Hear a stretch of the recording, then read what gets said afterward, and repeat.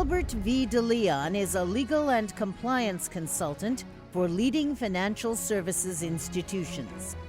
Mr. DeLeon received his BA from the City College in 1972, where he was the editor of the student publication The Paper and a member of CCNY's Division I baseball team. He earned his JD at the University of San Diego School of Law, where he was regional director of the Black American Law Students Association. During his career, Mr. DeLeon has advised companies on U.S. legal, regulatory, and corporate strategy. His expertise covers bank and insurance regulatory and compliance matters, particularly in the areas of financial crime, ethics, and corporate governance matters. He worked for Zurich North America, for the French-Belgian bank Dexia Credit, and for the Swedish bank Skandinaviska Enskilda Banken in New York. After his work with the IRS in Washington, D.C., Mr. DeLeon started his banking career with National Westminster Bancorp, Inc., now Bank of America, where, as vice president and counsel, he managed the Financial Crimes Program. Mr. DeLeon is admitted to the New York Bar, the U.S. Supreme Court, and the Southern and Eastern District Courts of New York.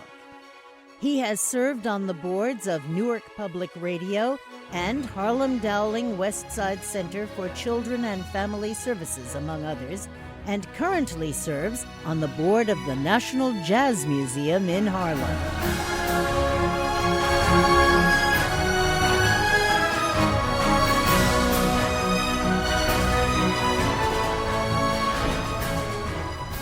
I am honored to be the recipient of the Townsend Harris Medal and to have my name listed among other outstanding CCNY recipients like Jonas Salk. I had polio as a child, so that resonates, and Colin Powell, among other luminaries. I arrived in New York City in June 1966 to the city's heat, horns, and sirens, sounds that reminded me of the Lovin' Spoonful's hit song, Summer in the City. I had just graduated from Vallejo High School in Northern California. My arrival felt like both a welcome and an awakening. Little did I know what my future held in store. I enrolled in CCNY as a night student in 1967, knowing nothing about our historic school. During a history class in the fall of 1970, someone mentioned the paper. The first formal edition of the paper had just been published, and at the end of the class, I heard several classmates discussing, quote, the arrogance of the students, naming their newspaper the paper. I knew then that I had to become part of that group. Until that point, I was just another student on campus trying to get a good education. After class, I immediately went to the paper's second-floor office in Finley Hall to join and was welcomed by Luis Reyes Rivera, the dynamic editor and founder of the newspaper. In 1971, I became co-editor-in-chief with Judon Ford, who is still a very good friend. While I was not part of the 1969 student takeover of City, three of the paper's founders, Paul Sims, Francie Covington, and Luis Rivera, were leaders in that takeover, one result of which was the engineering newspaper Tech News becoming the paper. I relished being in the company of a collective of smart and talented writers, editors, photographers, and poets during those turbulent years. We had a staff of more than 30 students and ran the newspaper like a real business. In addition to normal student college issues, we also wrote about local, national, and international news like Vietnam War, civil rights, Black Power movements, and the need to admit more Blacks and Latino students. With its broad focus, the paper became a leading and quality college newspaper. For example, we published an article on the real truth behind the Attica uprising before the New York Times.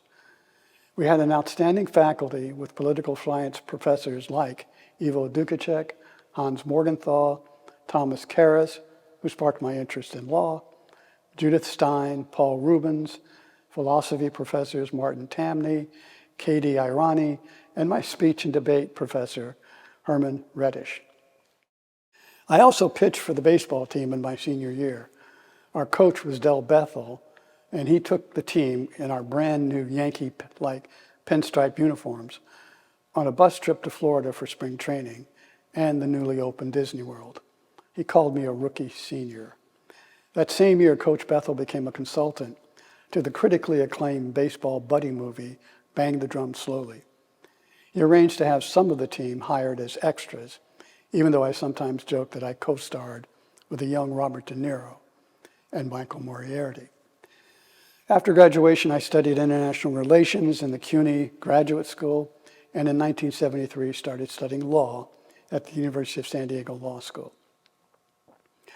In 2007, the original founding members of the paper held a special reunion at the NAC Faculty Lounge to reflect on what we accomplished during our college and post-college years and what CCNY and the paper meant to us.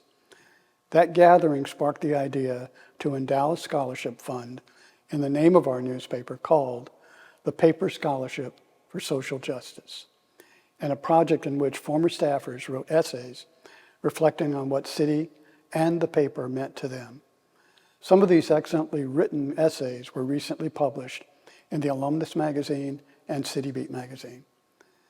I want to thank President Boudreau, Didi Modzelewski, and archivist Sidney Van Noort for their assistance in helping to digitize old issues of the paper and tech news, and last but not least, my longtime newspaper colleagues who worked to establish and endow the scholarship fund.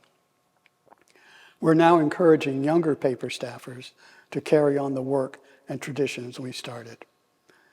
I treasure the top quality education I received and friends I developed at CCNY, and to experience things I might not have had I gone to another college. Going to CCNY and being a member of the paper transformed me from feeling like an outsider from California to becoming a vital part of New York City. In addition, and most importantly, I met my lovely, darling wife, Lauren Adams, here in New York. It has been a true New York experience. Thank you, CCNY, the paper, and New York City. In you, Albert de Leon, your alma mater has particular reason to rejoice.